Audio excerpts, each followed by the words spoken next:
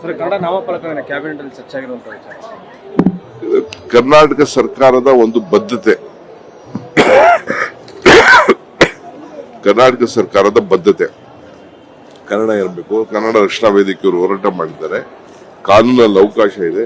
ಯಾರೇ ಆಗಲಿ ಕನ್ನಡ ನಾಮಫಲಕ 60% ಇರಬೇಕು. ಆಮೇಲೆ ಬೇರೆ ಬೇರೆ ಯಾವ ಭಾಷೆ ಬೇಕಾದ್ರೆ ಹಾಕೊಳ್ಳಿ, ಏನು ನಮಗೆ ತೊಂದರೆ. ಇಂಗ್ಲಿಷ್ ಯಾರು ಹಾಕೊಳ್ಳಿ, ಹಿಂದಿ ಯಾರು ಹಾಕೊಳ್ಳಿ, ಯಾವ್ದಾರು ಹಾಕೊಳ್ಳಿ. ಅದೇ ಮೊದಲು ಕನ್ನಡ ಇರಬೇಕು. ಈಗ ನೋಡಿ ನಾವೆಲ್ಲ ಕನ್ನಡ ಹಾಕಿದೀವಲ್ಲ, ಹಂಗಿರ್ಬೇಕು. ಸೊ ಫಸ್ಟ್ ಬಿಸ್ನೆಸ್ ಅವರು ಬೇರೆ ಪ್ರೈವೇಟ್ ಆಗಿ ಮನೆಗೆ ಬೇಕಾದ್ರೆ ಏನ್ ಬೇಕಾದ್ರೆ ಹಾಕೊಳ್ಳಿ, ಯಾಕೆ ನಾವು ಅದಕ್ಕೆ ಅರ್ಚನೆ ಮಾಡಕ್ ಹೋಗುದಿಲ್ಲ. ಆದ್ರೆ ವ್ಯಾಪಾರ ಮಾಡೋರು, ಬಿಸ್ನೆಸ್ ಮಾಡೋರು, ಈ ತಾಯಿ ಕನ್ನಡ ಭೂಮಿಗೆ ಗೌರವ ಕೊಡುವಂತ, ಕಾನೂನು ಗೌರವ ಕೊಡುವಂತ ಕೆಲಸ ಮಾಡಬೇಕು. ಸರ್, ಕನ್ನಡ ನಾಮಫಲಕ ಕ್ಯಾಬಿನೆಟ್ ಅಲ್ಲಿ ಚರ್ಚೆ ಆಗಿರುವಂತ ವಿಚಾರ. ಕರ್ನಾಟಕ ಸರ್ಕಾರದ ಒಂದು ಬದ್ಧತೆ, ಕರ್ನಾಟಕ ಸರ್ಕಾರದ ಬದ್ಧತೆ ಕನ್ನಡ ಇರಬೇಕು. ಕನ್ನಡ ರಕ್ಷಣಾ ವೇದಿಕೆಯವರು ಹೋರಾಟ ಮಾಡಿದ್ದಾರೆ. ಕಾನೂನಲ್ಲಿ ಅವಕಾಶ ಇದೆ. ಯಾರೇ ಆಗಲಿ ಕನ್ನಡ ನಾಮಫಲಕ 60% ಇರಬೇಕು. ಆಮೇಲೆ ಬೇರೆ ಬೇರೆ ಯಾವ ಭಾಷೆ ಬೇಕಾದ್ರೆ ಹಾಕೊಳ್ಳಿ, ಏನು ನಮಗೆ ತೊಂದರೆ. ಇಂಗ್ಲಿಷ್ ಯಾರು ಹಾಕೊಳ್ಳಿ, ಹಿಂದಿ ಯಾರು ಹಾಕೊಳ್ಳಿ, ಯಾವ್ದಾರು ಹಾಕೊಳ್ಳಿ. ಅದೇ ಮೊದಲು ಕನ್ನಡ ಇರಬೇಕು.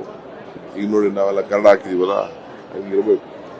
ಸೊ ಫಸ್ಟ್ ಬಿಸ್ನೆಸ್ ಅವರು ಬೇರೆ ಪ್ರೈವೇಟ್ ಆಗಿ ಮನೆಗೆ ಬೇಕಾದ್ರೆ ಏನ್ ಬೇಕಾದ್ರೆ ಹಾಕೊಳ್ಳಿ, ಯಾಕೆ ನಾವು ಅದಕ್ಕೆ ಅರ್ಚನೆ ಮಾಡಕ್ ಹೋಗುದಿಲ್ಲ. ಆದ್ರೆ ವ್ಯಾಪಾರ ಮಾಡೋರು, ಬಿಸ್ನೆಸ್ ಮಾಡೋರು, ಈ ತಾಯಿ ಕನ್ನಡ ಭೂಮಿಗೆ ಗೌರವ ಕೊಡುವಂತ, ಕಾನೂನು ಗೌರವ ಕೊಡುವಂತ ಕೆಲಸ ಮಾಡಬೇಕು. ಸರ್, ಕನ್ನಡ ನಾಮಫಲಕ ಕ್ಯಾಬಿನೆಟ್ ಅಲ್ಲಿ ಚರ್ಚೆ ಆಗಿರುವಂತ ವಿಚಾರ. ಕರ್ನಾಟಕ ಸರ್ಕಾರದ ಒಂದು ಬದ್ಧತೆ, ಕರ್ನಾಟಕ ಸರ್ಕಾರದ ಬದ್ಧತೆ ಕನ್ನಡ ಇರಬೇಕು. ಕನ್ನಡ ರಕ್ಷಣಾ ವೇದಿಕೆಯವರು ಹೋರಾಟ ಮಾಡಿದ್ದಾರೆ.